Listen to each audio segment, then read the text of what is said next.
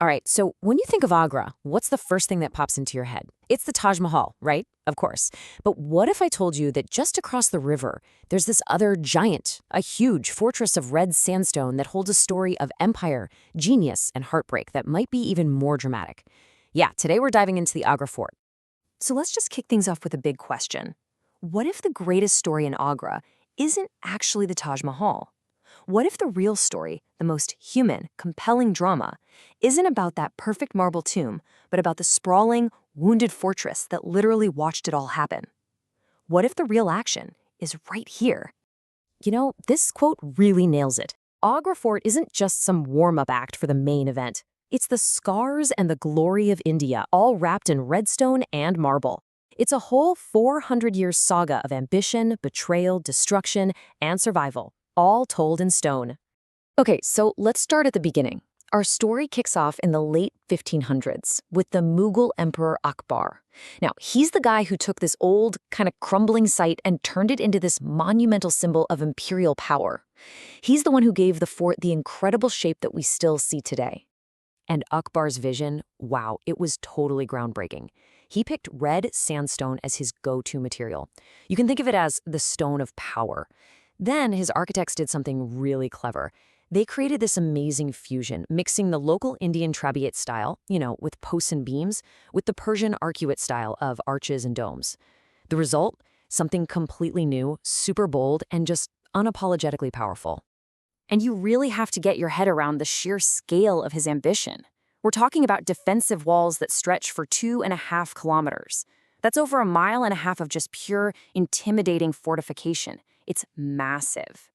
And get this, those walls soar 20 meters into the sky. That's like a 6-story building. This wasn't just a place to live. It was a massive statement. It was Akbar saying, the Mughal Empire has arrived, and trust me, we are here to stay. If you want a perfect example of his style, look no further than the Jahangir Mahal. It's one of the few palaces from Akbar's time that's actually still standing inside the fort. And you can see it all right here. That deep red sandstone, the really robust design, and that beautiful mix of Hindu and Islamic details. I mean, it is literally power carved right into stone. Okay, so let's jump forward to the next chapter in this story. Decades later, Akbar's grandson, Shah Jahan, comes to power. And yes, this is the very same guy who would go on to build the Taj Mahal. But he had let's just say, a completely different vision for what this fort should be. I mean, the contrast between these two is just striking. Akbar's vision was all about power and red sandstone. But Shah Jahan, he saw divinity in pure white marble. Akbar's style was robust and imperial. Shah Jahan's was elegant, delicate, almost heavenly. He wasn't just planning on adding a few things here and there, nope. He was about to completely transform the fort's very soul. And how did he do it? Well, in pretty much the most dramatic way possible. He didn't just build next to his grandfather's stuff, he actually tore down many of Akbar's red sandstone buildings to make room for his own white marble dreams. It was a literal changing of the guard, in architectural form. Just look at this carving. It's so exquisite, it's almost like lace made of marble. This is the exact style he brought to the fort. He started covering parts of it in the same delicate, incredible beauty. He was transforming a rugged fortress into a heavenly palace. And the absolute peak of his work here has got to be the Moti Masjid, also known as the Pearl Mosque. It's just this structure of flawless white marble. It's so perfect that even Shah Jahan himself was blown away by it. In fact, get this, he was so proud of it that he made a special trip back 2 years later just to show it off to his sons. This was the fort at its most beautiful. But as you can probably guess, a dark turn was just around the corner. Because for all of its incredible beauty, the fort was about to become the backdrop for one of the greatest tragedies in Mughal history. The very man who perfected this place as a palace would soon know it only as a prison. And the plot twist here is just brutal and simple. His own son stole the throne, and then he locked his dad up in here. Shah Jahan's son, Aurangzeb, seized power, killed his own brothers, and then imprisoned his father right here. Inside the magnificent fort he had just poured his entire soul into creating. For 8 long years, the great emperor was trapped in a single tower. the Musamman Burj.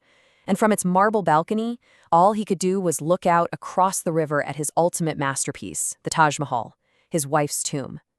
The story goes that he died right there, his eyes fixed on her final resting place, a prisoner in his own paradise. Just incredible. But the fort's story of suffering, it wasn't over yet, not by a long shot. After the Mughals fell, a new power arrived on the scene, the British. And when they looked at the fort, they didn't see a priceless work of art. They saw a strategic military base. And this next number it's staggering. The original Mughal fort was basically a sprawling city. It had over 500 individual palaces, pavilions, gardens, you name it. The British came in and demolished nearly 80% of them. 80%. Gone. Yep, they tore down centuries of art just to build purely functional stuff, like barracks, storerooms, and parade grounds. Think about that. The vibrant, beating heart of a Mughal capital was just hollowed out, turned into nothing more than a functional military base. So when you walk through the fort today, as grand as it still feels, you have to remember, you're only seeing a fraction of it. It's really just a skeleton of the magnificent city that once stood inside these walls. And what's really wild is that the battle for the Agra Fort is still going on, right now. Its story of conflict isn't just something from the history books. It is happening as we speak. Right now, there's this kind of quiet civil war being fought over the fort's future. On one side, you've got the archaeologists. They're saying, hey, these heavy army trucks are shaking these old stones to pieces. They want to open the whole thing up to the public. But on the other side, you've got the Indian Army's elite 50th Parachute Brigade. They've been based here since 1947, and they are not moving. So what's the biggest casualty of this modern Cold War? A piece of history, of course. The Delegate. This is supposed to be Akbar's absolute masterpiece, and right now, it's the army's private entrance. Which means that the grandest, most impressive gate Akbar ever built is completely off limits. You can't see it. So that leaves us with one last question to chew on. This place has been a seat of absolute power, a gilded cage, a colonial barracks, and now it's a house divided. With its greatest gate still locked away from the world, you have to wonder, is the Agra Fort a monument to the past? Or is it still, in its own way, a prisoner of the present?